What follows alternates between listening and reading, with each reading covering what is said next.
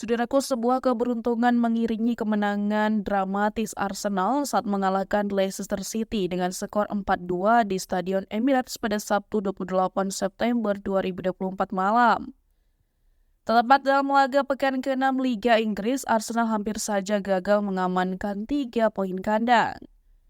Brace gol yang dicetak James Justin pada menit ke-47 dan 63 menghentak publik Stadion Emirates.